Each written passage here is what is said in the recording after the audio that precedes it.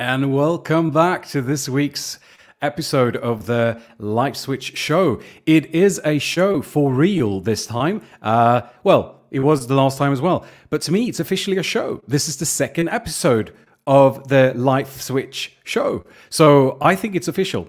So welcome back to the second episode of this show. We are going to be talking about how to go from being a nomad to becoming a digital nomad. And my guest for this week is Andrea Endres.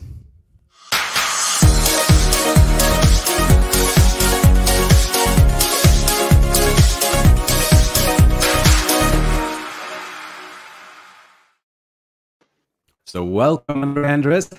Before I let her in, I just want to give everyone a little presentation of Andrea. So Andrea, she's a world citizen, plant-based eater, self-addict, tea drinker, mushroom lady, lover, peacemaker, self-motivated, good listener, and never short of a smile. This is my guest, Andrea Endres, of course, and Andrea was born in Germany. She's a Sweden citizen by choice, a world traveler for life. She's the founder and creator of Skin Body Spirit Summit. She's a holistic skincare therapist and ecological nutritionist and a project coordinator at Canary Green. Welcome, Andrea. Wow, thank you. Happy to be here. The only thing I think I left out from that presentation is you're also my partner. So yes, I am. I am very glad to have you on this show. I'm very glad to actually be able to be on this side of the screen because I know that what you've been doing lately is you've been interviewing a lot of people about, through the summit that you're launching in just a month's time. And I'd be happy for you to share more about that.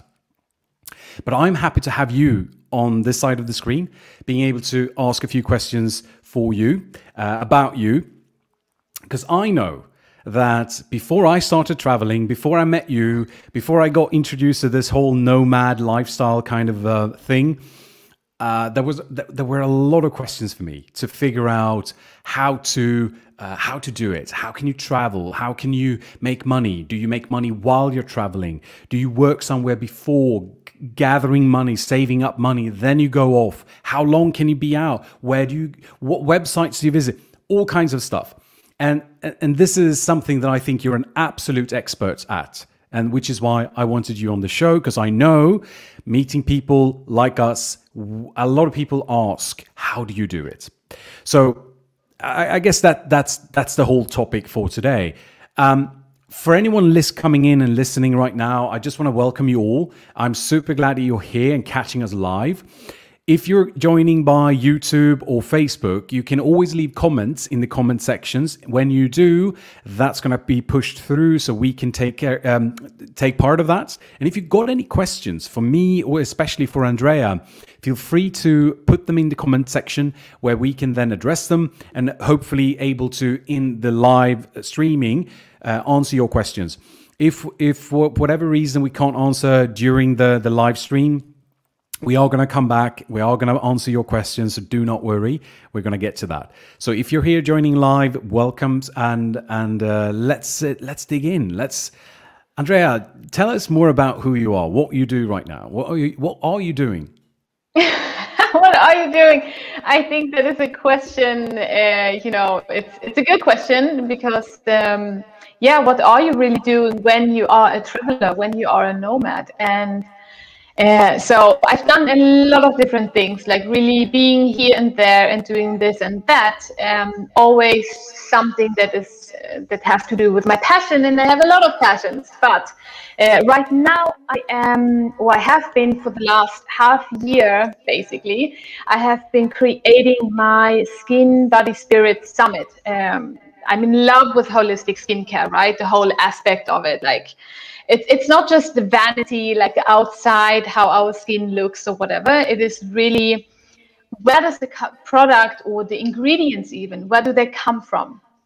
I'm a nerd when it comes to sustainability, right? Our planet, our beautiful planet that I have been traveling around and seen and experienced. So yeah, it's just, for me, skincare is this passion, and it definitely has to do with sustainability and taking care of our planet. So where do all the things come from? What are they doing on your skin? Our largest organ, right? And I remember when Adam and I met, I went through his cupboard in whatever you call it in the bathroom, and I just tossed out all the toxic stuff, and that was great.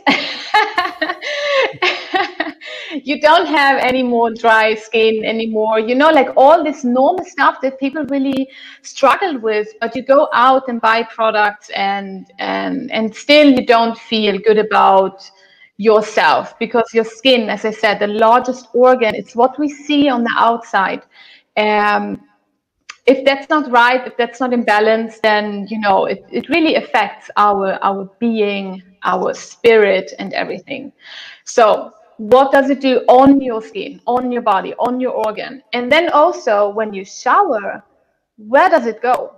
You know, it goes down the drain, but where does it go, and what does it do? Is it good for the environment, for the water? Is it not? And so on. So, you know, for me, it's really this huge topic, and it has been a journey that I have been on since I was 16 years old. I attended a lecture about food additives, and there was one ingredient in skincare mentioned that, you know, caused a lot of troubles, and I suddenly like had this aha moment. Oh my God, this is why my skin is the way it was. Right now it's like good, but not, it wasn't back then. So yeah, when I was 16, I just started to make my own skincare, and I never left this, but I also never started a business on it, because I was traveling. How could I have a salon where I take care, like a studio where I take care of people's skin, when I was traveling all the time, you know, 2 months here, half a year there, whatever stuff, you know. So I think this summit that I have been creating the last half year is really the culmination of what I want to give to the women out there, to the world out there, to really the future of how we treat ourselves and how we treat our planet. Yeah. What was the question? I can't remember. No, I was, you know, just asking, you know, tell me a bit about you. What are you doing right now, right? Yeah.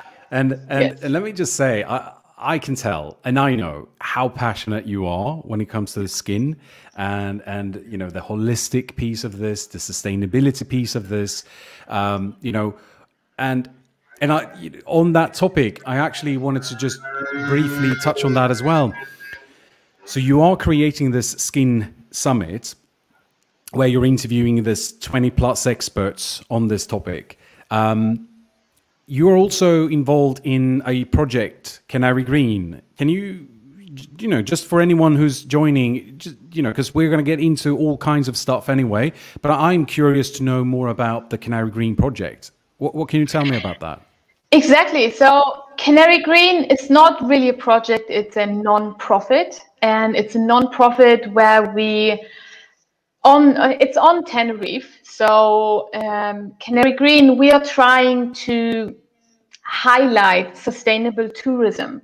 You know, we get millions of people over here to the Canary Islands, and I think it's time to give back and to make choices, conscious choices that of course are for our enjoyment, you know, for our life on this planet, to enjoy and experience different countries and cultures. But also I think we have a big responsibility to take, and that's what we're doing in Canary Green. We're basically highlighting all these amazing individuals, companies, brands that are working with sustainability, but also within tourism. So yeah, I'm managing the projects there. So if we, you know, go to a place that works with sustainability, then yeah, I just coordinate. So we have, you know, a photographer on spot, and that everything gets out on social media, and just, yeah, we have a great team. So it's really teamwork and everything. But yeah, it's a really great project, and yeah, it's a hard thing as well. Yeah, and you just said it. Because again, the how do you say that? The common denominator is sustainability again. Like, because a lot of the things that Yeah. you do in your own business, within your own brands, sustainability is a lot of times at the heart of it. Yeah. I mean, I think you mentioned it, and I'm still curious. Why is sustainability such a passion for you? I mean, how can we thrive on the planet if the planet is not thriving? We just have to take care of it. That's it.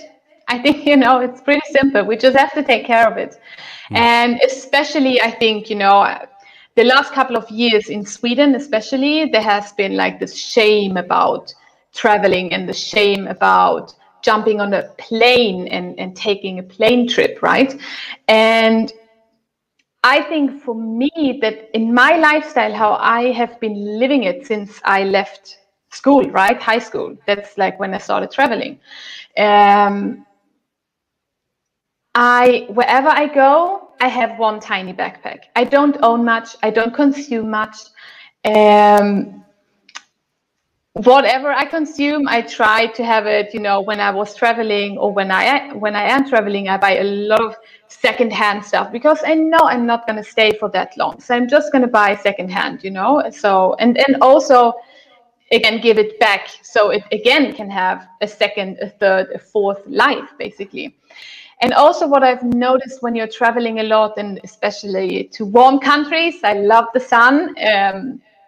You don't need heating. You don't need, you don't need all the stuff that when I am at home in Sweden, you have to heat the whole house and you just have to, I don't know, you just have to import all this food and everything, and you have to go far with your car and everything.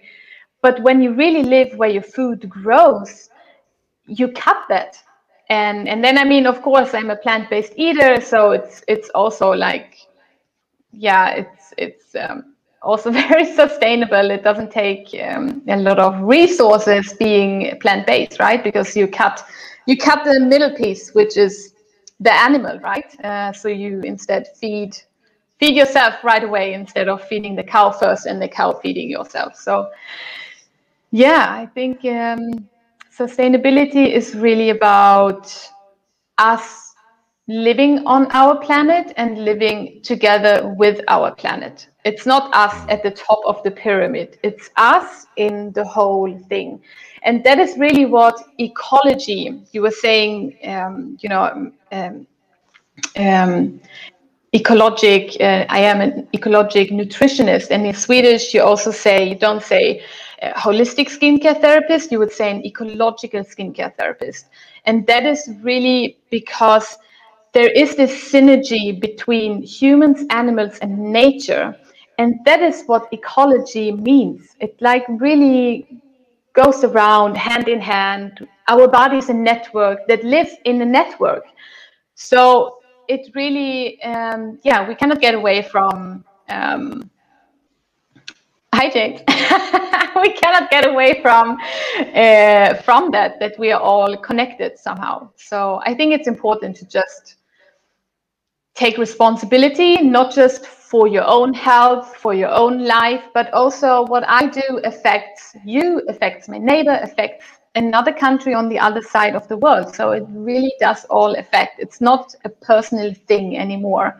It's a communal, a global thing. Our personal choices are global, have a global effect. Yeah. Global impact, yeah. Yeah. So I'm going to probably come back to that. You started mentioning when you started traveling. Can you tell me a little bit about the first time what you define as your first time traveling? What was that and how was that? And before you do, let me just, for anyone who tuned in live, there was a third person joining our live very quickly. That's James. And he's one of the parties who's responsible for putting this show together. So I think he did a cameo, so everybody knows he's here as well. And I'm super grateful for him being here, because without him and Agata, this show wouldn't exist. So, if he ever wants to join again, he's always welcome in. But so, Andrea, tell me a little bit more about your first, as you define it, your first travels Yeah. or trip. Okay, so, okay, if I really start from the very, very beginning, that is, okay, I usually don't tell this to people, but my family comes from, there were circus people, like generations and generations back. They were traveling people running a circus. And my dad was actually the last one really working as a professional acrobat. And so my whole family, you know, we are a big family. My dad has a lot of siblings, and I have a lot of brothers and sisters, and one sister, but a lot of brothers. And you know, everyone says like, I got the traveler's blood from all of them. I got it for some reason. I don't know. So maybe that's true. Maybe it's not, right? But also, my parents never, we always, okay, so we always went on holiday for at least a month a year. We always, when my parents had time, we always went out into nature. It didn't have to be far away, but we always did things. And they really taught me by living that, they really taught me to appreciate our just nature, right? And they, what they didn't do, they never went to tropical exotic places. And when I was little, I was a total fan of I was a total fan of Indiana Jones, and when the computer game Tomb Raider came out, right? Lara Croft on her adventures in, you know, in Cambodia, in the temples and all of this. And I think this is so funny. Oh my God. Yeah, this really, I don't know, when I was a child, this really fascinated me.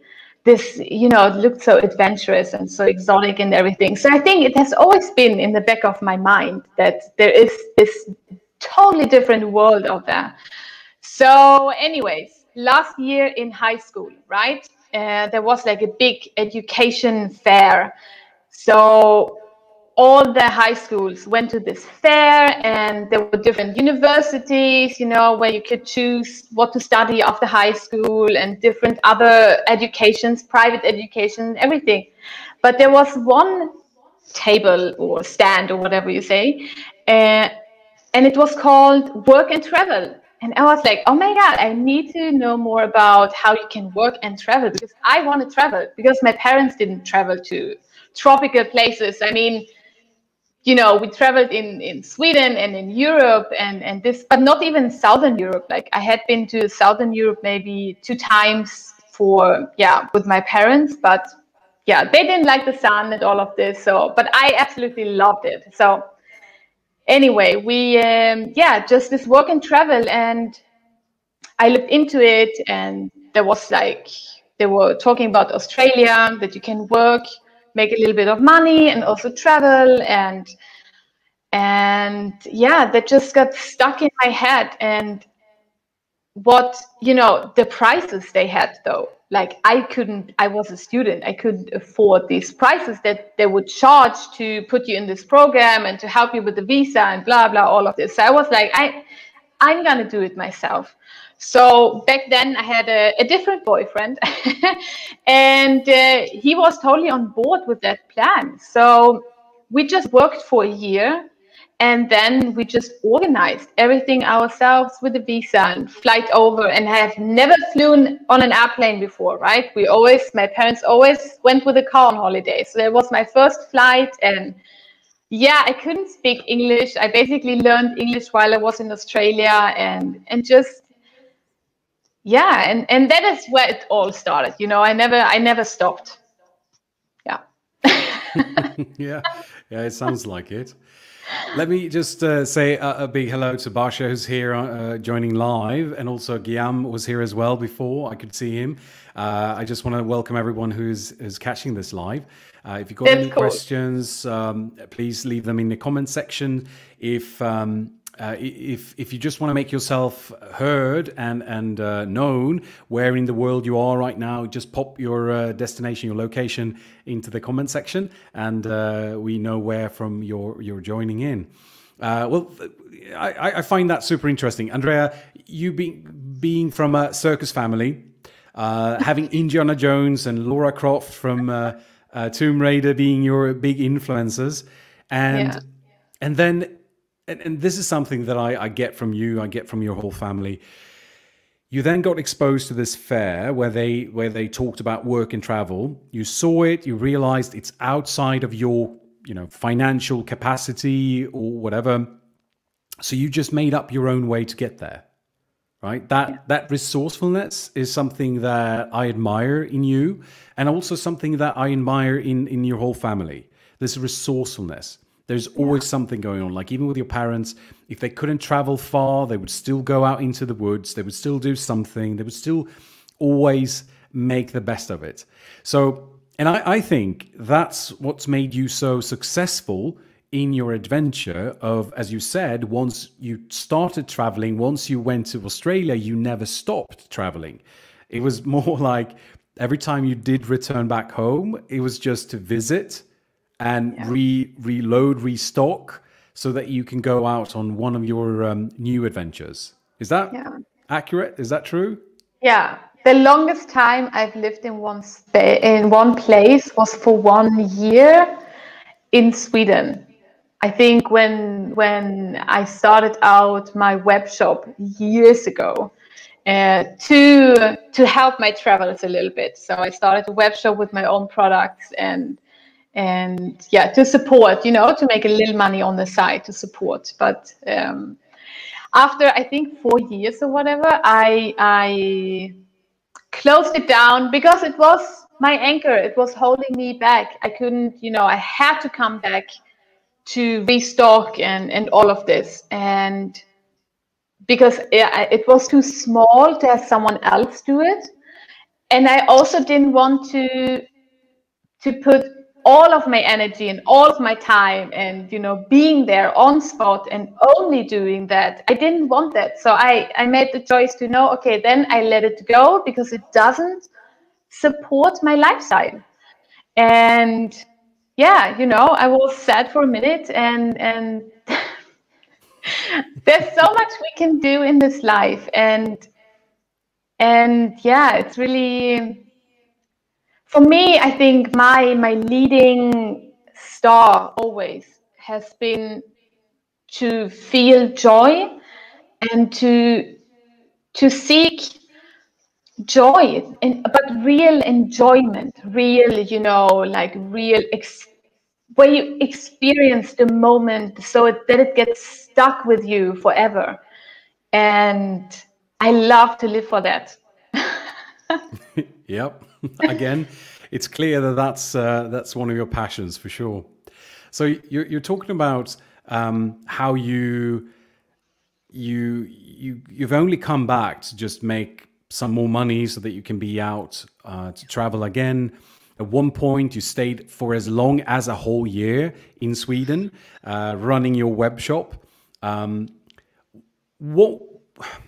have you been managing to be this nomad? Like, have you been doing that from ever since, as you said, ever since you went to Australia and came back, you've never stopped. Can you just, for anyone who's like, how do you do that? Can you share some of your experiences or some of your thoughts on that? Yeah, definitely. I mean, I think the first thing that was clear for me always is that I'm not interested in a career. I actually never felt that I had to make the choice to choose career or to choose adventure, whatever you want to call it. My parents didn't bring me up like that you have to choose and that a career is important. They taught me, it's important to live your passion, to live your dreams, and there's always a way. So they were always very, very, very supportive, right? So yeah, I love them. And And what was the question? How I did it, what I did, yes. So with the unconscious mindset of not needing a career to be someone, I just found ways to keep myself afloat at the same time I could travel. And that could be, a lot of seasons I have been working in Sweden, like summer, obviously summer, like I hate the winter. So obviously summertime, right? I was working in Sweden, actually at my parents' company. So also a big bonus. They made a dream come true. They started a holiday village, very, very Swedish. Like, and as we said before, we are born in Germany, right? Like German, everything German, but they love Sweden. So they built this Sweden village kind of. And I got the chance to work there every summer and yeah, make a little bit of money, and then I could go again. So I was working 3 months and then was gone for 9 months. Or I was just a month hanging out before the seasons, being with my friends and all of this, with my family, obviously. And yeah, so, and also when traveling, if you want to get away, there are a lot of ways to do that without having a big budget. I think a lot of people are taken aback. They don't dare to take the step because they think they need a lot of money. But I think also because we are very, very comfortable.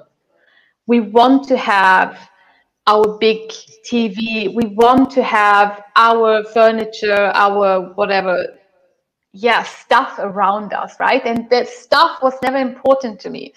So I didn't have that. I wanted experiences. And so I went, working or help in volunteering, a lot of volunteering, right, to get away. I once spent a month in Italy, in Tuscany, where everyone dreams about, and it was really beautiful, like all these valleys and wine places everywhere. I was there for a month, including all the food. We went out, we traveled around to different cities and everything, and including the flights. It cost me 400 euros for a month. That is like, how's it possible, you might ask? But that is because, half a day I was working for someone else, but also at the same time, you learn so much. You really get into the culture, you get to know new people, you get to know new skills, and all of that is just really adventurous. You're the whole time kind of challenging yourself as well. And you just, I don't know. It's like, it's pretty easy. You take the local bus instead of a taxi, and you only have your backpack instead of a big trolley that you have to pay extra for when you fly, and all of this. So let me just change my light here. I think it's it looks good. that is better. Okay. Yeah. Well, I think that is brilliant. I always find it so amusing when you say, well, it's easy. Because everything's easy with you, for whatever reason. What I heard you say, though, is that throughout your life, a career wasn't a thing that you were driven by to have and create a career for yourself. You've also never really been super into owning a lot of stuff. I get it, and you're not afraid to be uncomfortable. In terms of Exactly. traveling for a bit longer sometimes, taking a few extra connections, perhaps taking the bus, a local bus with local people versus a taxi or limousine or whatever people might want to travel in, right? Would you say then that is that something they need to change in order to make this easier for themselves? What would you say? I think the thing is, when people think of traveling, they think holiday. And when you have 2 weeks a year off and you just want to go somewhere and disconnect from everything, you don't want to be uncomfortable. I think most of the people, yeah. My parents were different, but anyways, we were like camping out in the Swedish Lapland and, taking skinny dips in the glacier water. And anyway, so I guess maybe probably they have also taught me that, I don't know, it's more adventurous if you take the uncomfortable, um, this kind of road instead of the straight line. But of course, if people, when you think of, oh my God, I have my holidays 2 weeks a year, then you want to be comfortable. But if you want to travel and be out and be on constant adventures, then you might need to be a little adventurous and uncomfortable. If you have loads and loads of cash, of course, you can always go for the easy way out, right? But I didn't have that, but I still wanted to travel. So, And yeah, that's the resourcefulness. exactly. And there are also a lot of jobs. I did work for TUI Nordic, so I was a travel rep. And that is also a way. I was basically hired by a proper company that sent me abroad to work within tourism, which I love. I love service, service jobs, right? So yeah, that took me around, and then I found my own own gigs where I could work within tourism, and yeah, there are a lot of ways. You just have to believe that there are ways, and you will find them. Mm-hmm. Yeah. Everyone needs help. Everyone needs a good person, and a genuine person that wants to help out, that is doing something from their heart. I don't know. Everyone needs a person like that. So what you're saying is basically, as long as you're willing to be of use, there's a way for you to, work as a volunteer or make some money abroad, as long as you're willing to be useful. And I just want to highlight that again, because I think it was a brilliant distinction that you made, that you have to almost switch between going on a holiday and then traveling as a lifestyle. Yeah.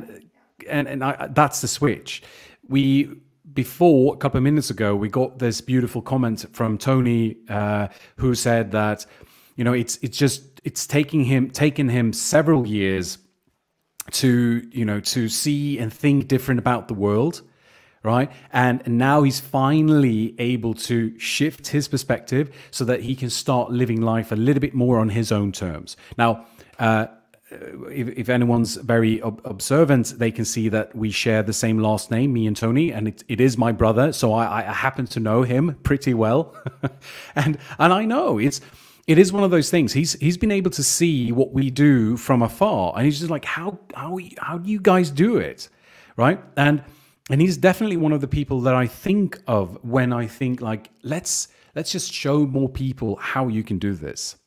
Right. There was another question we got from Guillaume as well. How do you manage the distance with family and friends when you're traveling? And I think, Andrea, especially for you, because you're very emotional, you're very connected to your family and friends. I'm not saying I'm not. I'm just saying my calls with my parents once every second week last for about 15 minutes. You talk to your parents every day for several hours. So I'm curious, as Guillaume, like, how do you manage that? So, oh my God, I'm sorry for my light. It's like now it's getting dark and the lamp is like strange. But anyway, I think it's a really good question because, yes, I am very, very close with my family, and we are a very close family, like, kissing, hugging, men and women, like everyone is really like one big bunch of cuddleness. And so it's hard to be away from them physically because we are very physical, right? And I've talked with my parents about it, like, what if something happens or whatever. And they are saying the same thing as I am saying, which is basically, as long as you live your life as that makes you happy, what else can we ask for? And my parents can come along on my travels, but that's not their thing. And my thing is also not staying in Sweden, close to them and freezing to death during the winter. And And there you go. That's so that's yeah, how you view. it's really, and I mean, every call we have, a couple of times a week, I always say that I love them. I always make sure that they say that. And I told you, you being emotional about this, of course, yeah. Yeah. And how about friends? I mean, traveling like the way you do, I guess you can't always bring your friends with you. So how do you deal with that? Exactly. They are always welcome to come. And actually, a lot of times they have come along, or I've been traveling with a friend, and yeah, all of that. Or, whenever we have been in Sweden for like 3-4 months, we even lived neighbors with my friends and all of that. So, yeah, I have some very close friends since many, many years, and they are also, they know, like, we just know that, we are there for each other anytime. And yeah, it's, so I think that is hard, to not being able to have them really close on call, like the physical thing, because you can always call, you can video call now, I mean, back then you couldn't really talk so many times. I remember my mom was like almost calling, I don't know, like the Cambodian police, because she didn't hear from me for a week. I didn't send an email for a week because time flew by, And so it's not like that today, that we have smartphones and can really be in touch, right? But yeah, I think the physical part is hard, which is also why we've chosen to be more like, keep us closer to Europe for longer times of period, instead of, as we did before, being in, for example, Southeast Asia for, months and months, which is, that is really far home. And I mean, if you stay somewhere within Europe, it's pretty easy to get home if you needed to, if you wanted to. So I like that. For me, that is yeah, just a good middle thing. Now, Yeah. I also know, because I've traveled alongside of you, that you do make new friends while you're traveling. Yes, of course. Yeah, of course. Yes. And I mean, one of the things I find really, really interesting about that is that you manage to stay in touch with them, and not just, texting and sometimes calling. You go visit them, they come visit you. I mean, do you have some, because I know you do, and I'd love for you to share some of those stories of people that you've met and stayed in touch with. Yeah, definitely. I mean, I was travel blogging as well for a Swedish blog, and it's called, well, it's a Swedish blog, right? But if you translate, it's called A Different Life. So I was blogging for them, and there was one reader who basically reached out, and he was like, oh my God, it's so inspiring, but I still feel stuck and whatnot. So I just want to share that you don't have to feel stuck. You can just go out and live your dream. And so anyways, we just, stayed in touch basically. And then we happened to be back in Sweden, and he happened to live close to where your family lives. So you actually met him first. And then, 2 years later or whatever, we met up with him in Bali, stayed, like, hang out there for a month. And he finally got out of his shell and started living his dream. So that is really, really cool. And another girl from the Netherlands. We met and we just somehow clicked, and she came over to Sweden when we were there staying for summer, and so yeah, you definitely have and meet these people that stay with you forever. And I also think it's, when you travel, your eyes are and your senses, all our senses, right? They are wide open. Every day they are wide open. And because everything is new, it just ingrains in your brain. Compared to back home, you go to work, you come back, blah, blah. Everything is like a gray big mass. But if you challenge yourself a little bit and you sit on this bus next to a chicken on a plastic chair holding someone's baby, you will remember that. But you will not remember being on the city bus, for the thousandth time. So I think really, oh my God, what was my point? What did we talk about? Well, Yeah, with friends and all of this, exactly. Your senses are like wide open. So when you meet people, you also you see them, like you really see them. You're so clear because you're so curious and so how do you say, perceptive? Yeah, so you really see these people, and then they get stuck with you in somewhere here, and it can be like a couple of years later, you're thinking of them, you maybe shoot away a message, or you see on Facebook, oh my God, they are like very close to me now, or they have, whatever, and then you just meet up again, and yeah, so that it's really cool. Yeah, I love and it. I think one of the things that I noticed is that when you meet other fellow travelers, we tend to be very alike. I mean, I'm not saying because Yeah, we're very different in certain areas. And at the same time, there is something inside of us all that drives us to travel and experience new things. And I think, as you said, it's the combination of the widening of the senses that just makes us so adaptable, or no, that's not the word, but like so receptive yes, to other people, new experiences, culture, all kinds of things. And it's just the fact that when we do travel the way we do, sometimes we're alone. It's just you and me, or us and someone else. So when you do meet someone who's kind of on the same wavelength, you just really attach to those people. And at least that's been my experience, that when we travel, it's easy to find these people. They really stand out. Like you yeah, see it instantly, and you're drawn to that. It's like a moth to fire, in a good way.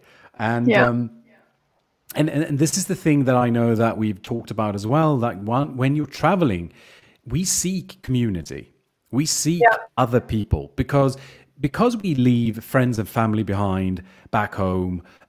We want to be part of. We always want to belong, right? So we look for a community, and personally, and I think you can agree with this. We find digital nomads, remote workers, to be a really interesting community to be part of. Correct? yes, definitely. Definitely. The people who, like you're saying, with like the same mindset or the same curiosity for life and for I don't know, for adventure or for the culture, where like wherever you are right now, you want to experience that. And I've also, when I was travel blogging, a lot of questions were also, won't you be alone? Like, how do you not end up alone? And I mean, we have Facebook today. There are tons of groups out there. Meetup, right? Meetup. Is it .com? I don't know. But so you find people. It's not about that. And for me, also, I think it's a point when you want to start traveling or have it as your lifestyle, have a plan B, have money you can fall back on. Okay, I do have half a year of whatever cheap living, but I will have a roof over my head and food on my table, kind of fallback money. You know, again, my parents, I was very, very lucky that they always, you know, in summertime, I knew I could come back. I would work with my family in the family business and everything. And we love working together, right? And so that was, of course, for me, I didn't have to have an apartment in Sweden that I then needed to rent out for half a year and all of that. I don't have an apartment. Like as I said, the longest I had an apartment was for a year. Um, and so somehow, I don't know, it's good to maybe just rent a cheap room somewhere where you can have your stuff or have it with a friend or whatever. And yeah, leave your ego with it. But you know, it's yeah. So let me ask you. I mean, you used to work a lot of seasonal work so that you could save up money, so you can use that while you were traveling, and then you started your own web shop where you created your own products. You sold that. You did workshops. You even did one-on-ones, helping people with their conditions and their situations with their skin. Now you've kind of you stopped working on that web shop, which kind of acted as an anchor. It tied you down because you always had to restock and create more and everything like that, right? You completely pivoted towards an online business. How? I mean, and that is a switch, and Yeah. I just wanted to plug that in because it's the Life Switch show, because I thought that was brilliant. So that is a switch. How did that happen, and why was that important to you? And maybe it's self-explanatory, whatever that word is. Yeah. So I think, you know, I think that lifestyle of working seasonal seasons and saving money or working somewhere abroad and making money there while being in that new surroundings, I didn't want to be dependent on anyone else anymore. So I was just like, okay, I want to work with skincare. I don't necessarily my whole life want to work within tourism just because I am really good at it. And, you know, I speak the 3 languages and write them and everything. Just because I'm good at it doesn't mean that I have to do it. So I just wanted to do my passion, which is, you know, skincare, lifestyle, wellness, and the connection with yourself, intuition, all of this. And so that's when I just decided, you know, I need to take it online, and so I did. Yeah, and the timing Yeah, was great. The the timing timing was was great. great. Yeah. I mean, So, the timing, no, it doesn't always have, you create your own timing, I think. Um, I don't know. I just came across, you know, a really great guy who is a teacher in creating online summits. Like, shout out to Navid. We maybe can tag him. But yeah, so that was really creating a summit, bringing in these amazing women that are experts, that are helping women with exactly what I'm helping women with. And together we're stronger, right? That's just true. So together we're stronger. And so I wanted to, you know, have like collect and give away their experiences to to as many women as possible. And basically that comes back to this one lecture that I attended when I was 16 years old that changed my whole life when it comes to self-care and wellness. You know, it's a very confusing world out there. What should you eat? What should you use? Blah blah, all of this, like, you know, all these beauty ideals. How should we look and how should we feel and how should we blah blah, all of this, like what is perfect, you know. So I don't, anyways, this back then the lecture when I was 16 that I attended, the summit is basically this lecture, but times 20. I want to give that back. That's what I've experienced. I really want to give that back and put the power back into the hands of the women that feel confused and that feel overwhelmed with all the choices and all these, I just know from experience, because of my clients, because of all the workshops and lectures I have given, I know the questions, and it's for women, it's very confusing. And now men start with skincare. Please don't. Oh my God, I could, more about skin on my summit, skinbodyspiritsummit.com. And we've shown you guys the website for this summit. I mean, it's a free summit, and it's got featuring this 20 plus experts, including Andrea.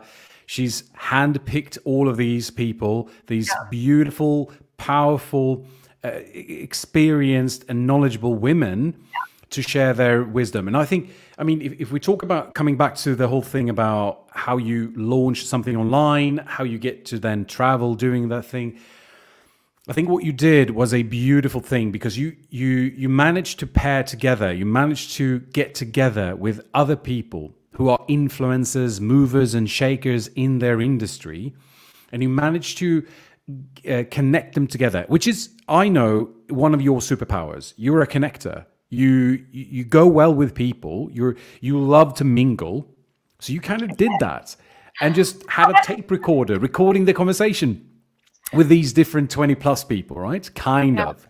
Now, I know how much time you put into the research and all of this, and I really honor you for all of that. So if people are interested in this, I definitely recommend going to the website that Andrea's already mentioned, what we've had on the screen here, Skin, Body, Spirit, and there we go, spiritsummit.com. Thank you very much. It's a great place to continue that conversation. Andrea, we got two really, really powerful questions, and I was wondering if you can maybe give some clarity to these. So from Annika, we have this question: have you ever regretted the life you live today instead of having a family life with children, permanent work, etc.? Because in Annika's case, she can very much she sort of regrets and dreams of a similar life that you're leading today. What are your response to that?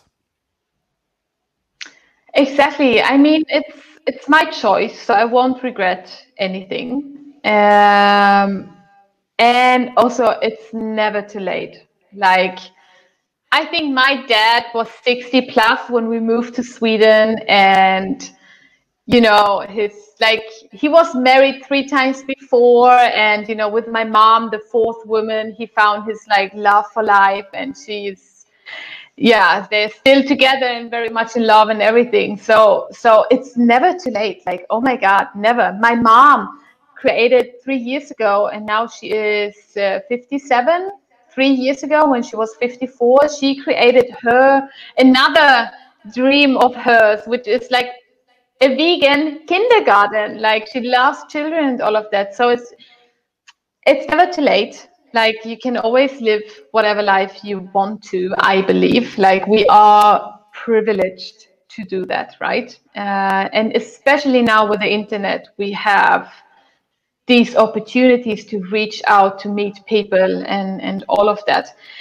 And I mean, with children, I think when I was in my, until I was like 25 or something, I would say that, one day when I feel like having kids, because I'm very much connected with my intuition and what I feel is right to do for me now. Like, I believe that my body, mind, and spirit will let me know, will tell me.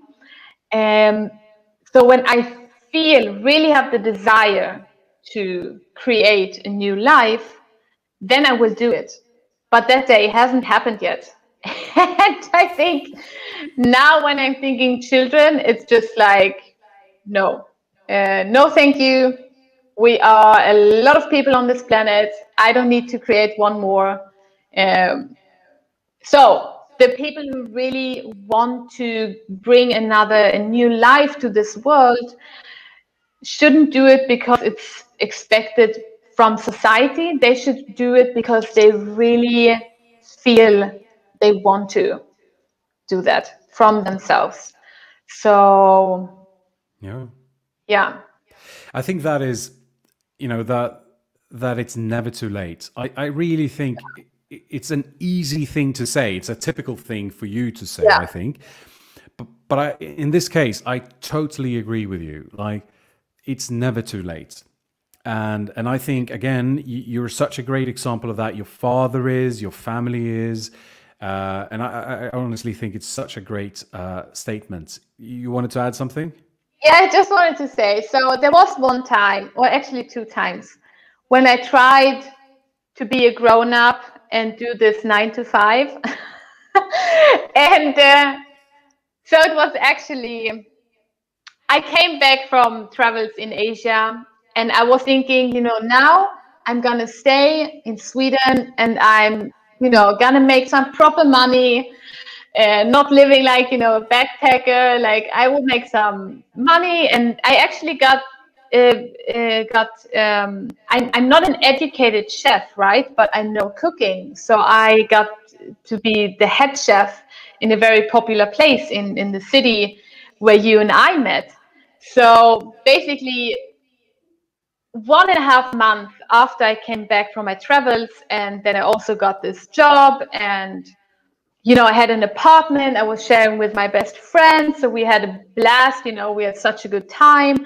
And then we met, and you had your whole freaking journey of life switch from going from this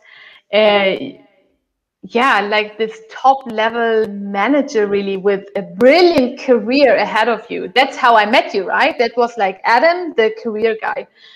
And to just one Wednesday tell your boss that you're quitting, and then you were basically asking me, like, if you want to, we can go travel. I was like, okay, let's do it. I was already, after 3 months, I was sick of 9 to 5 working, and I was like, yeah, okay, let's, yeah. And I quit my job, and we went traveling. When was the second time? You said twice you've tried to be a grown up. When was the second time? The second time was also like a few years back, and we wanted to stay in Sweden for winter, to, I don't know, to really work on our businesses. That was like years back, right? To really work on our businesses. And it got November, and it got cold, and I got freaked out, and I was like, no, I need, yeah, actually, I was getting like, not depressed, but low on my usual energy, right? So you were like asking, Andrea, are you happy? And I was like, I'm not unhappy. And you're like, that is not good enough. And that is true. So you were unfortunately already, booked up for the whole winter and everything.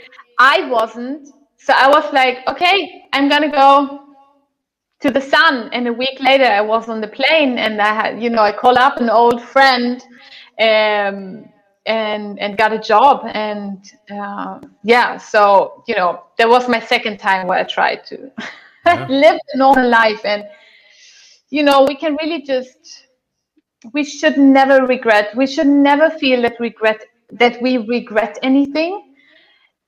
If we feel like we are regretting anything, let's make it a lesson. Learn from it. Why do you feel disappointed about it? And just make it different. Oh my God, we have such a long life or short life. It doesn't matter. Even more reason that we can that we have to make that change and dare to. And as I said, have your backup plan. And nothing can go wrong if you have that backup plan. On that topic, we had a second question again from Tony, and he had a very specific question that, Andrea, have you ever went to another country for work but did not have a plan of of what to work or how to work? And if so, how did you work those things out? And you know, we're kind of short on time. So what would be, you know, a short and possibly useful answer to that? If someone's traveling, they're wanting to get work, you know, go somewhere else, start working, but they don't have necessarily a plan for that. Have you ever had that experience, and what have you done? I think, you know, I'm really, really spontaneous, but I also put in, you know, my safety thing. Either that I have saved up, you know, a little amount of money that I know by a daily budget that I can live without finding a job for 3 months. And then I would go away. Then I would dare to just, you know, buy a ticket and go and try to find a job on the spot. Actually, in Australia, when I was traveling there for a year, van life, because before van life was a thing, right? Um, there basically, I just went over, or we just went over, and you basically knocked doors. Not knocking doors, but you went to like bars or whatever, hotels, motels, and just asked for a job. And or you found someone and asked them, do you know someone who needs someone, and all of this. So yeah, definitely you can do that, but you still should have this fallback plan somehow. Or, you know, if you don't have a lot of money, go somewhere, sign up for a month of volunteering. You know, there's a lot of free volunteering, work away, helpbacks, roofing. You know, do that, and while you are there, try to make connections to find a job that can support you. Great. I think that is great. I think, as you said, have a budget that will last you for some time while you're looking for a job. And if that's not an option, you could also volunteer. Yeah. Okay, sorry. One last thing. We actually went abroad having a job and everything. Like I had, you know, you were, you know, starting out online also years back, right? You started out online. I was, yeah, and I just fixed a job in a beautiful place. And then it turned out like basically a couple of weeks before we would leave, it turned out they, you know, had to leave their premises and all of this. So like the whole business had to move, and they couldn't give me the job. And so, yeah, and I don't know. Basically, we ended up starting a cafe and brunch and breakfast place in Cambodia because we didn't have any money. Like we went over with like a really low budget. If anyone is interested, comment and we can tell you what our budget was. But like a really low budget, because 3 plans to get work over there that basically already were fixed, they fell through. So we had to freaking do something, and we did. We basically, yeah, had our brunch cafe. It got certification of excellence from TripAdvisor. It like just boomed, right? So, and I think that was also because it was a passion thing. It was something we wanted when we are traveling. And so, I don't know. It just, I think other people are then looking for that, and it just falls into the right, I don't know, place. And well, let me say, talking about our restaurant, our cafe in Cambodia is an episode in itself. So that's not something you can just throw out there and just go like, yeah, so we ran out of money, so we started a cafe. Because, but that's what happened. It is exactly what happened. But it's a long story. And it's a beautiful story. And I hope we get to share it at one point.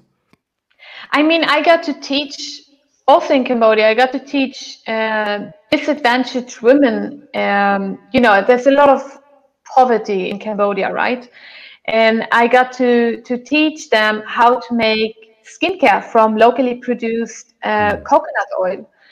And how I got to that was I saw a locally made product when I was in a women's spa, you know, and got a treatment, whatever. And I saw a product and I read, you know, the contact information in the website. So I checked out the website. I wrote to them.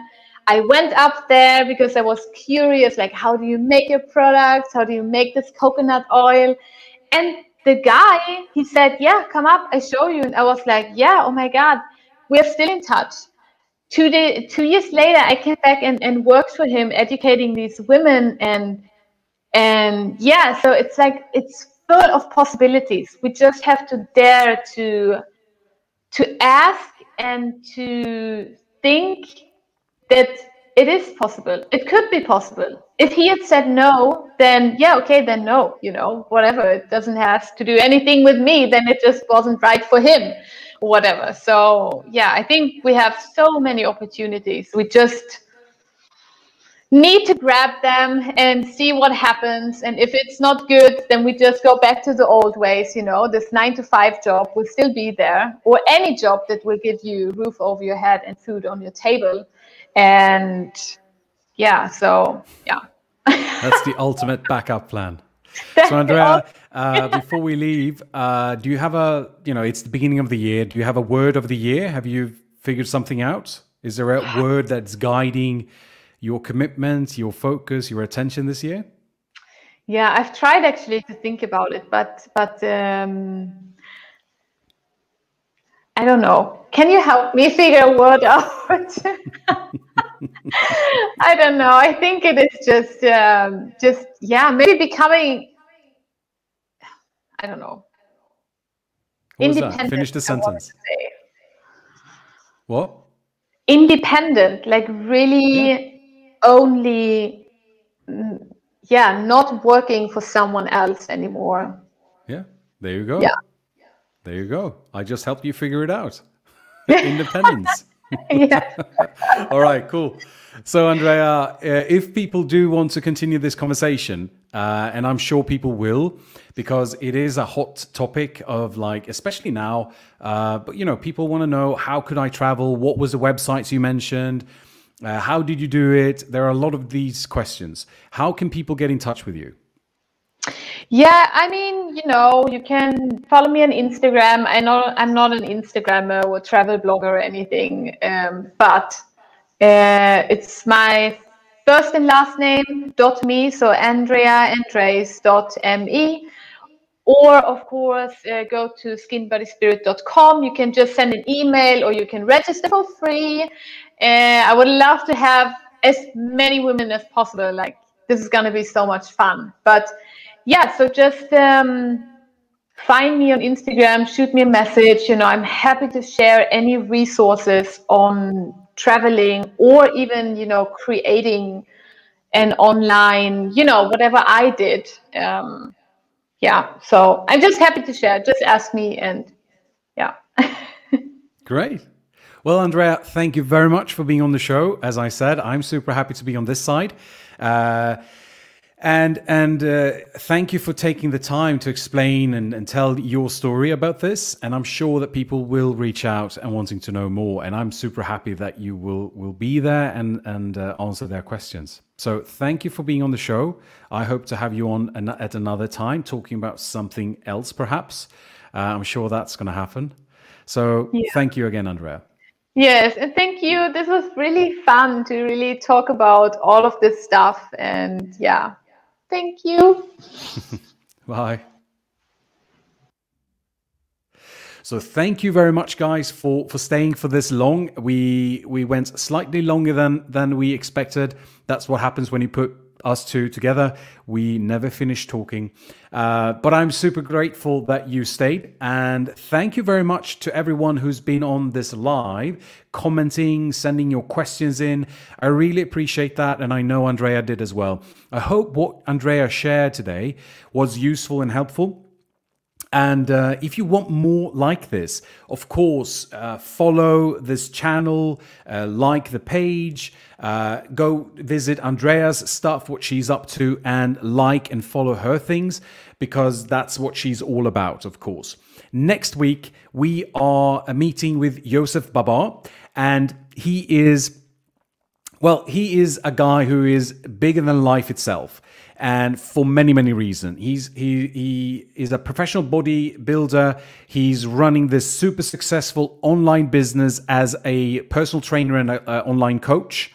So that is a guy that I'm super stoked and super happy to have on the show, helping people to figure out how to navigate life, because the topic of next week will be why strong people break, something that he has a personal experience in, something he's helping his clients to figure out. So if that's something that sounds interesting to you, I invite you to be part of the next live show, which is next week, Wednesday, the same time as today, which is 6 p.m. London time. For anyone who needs to convert that, go online and try to figure that out. All right. Thank you for tuning in today. I really appreciate it. Catch you next week.